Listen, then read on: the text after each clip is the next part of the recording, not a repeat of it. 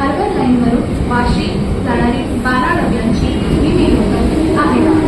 Platform क्रमांक 1 ही local harbour line से वाशी जाने वाली 12 डिब्बों की ही लोकल है. प्लॅटफॉर्म क्रमांक 2 वर आलेली लोकल 4:06 हार्बर लाईनवरून मुंबई छत्रपती शिवाजी महाराज टर्मिनस जाणारी 12 डब्यांची ही लोकल आहे.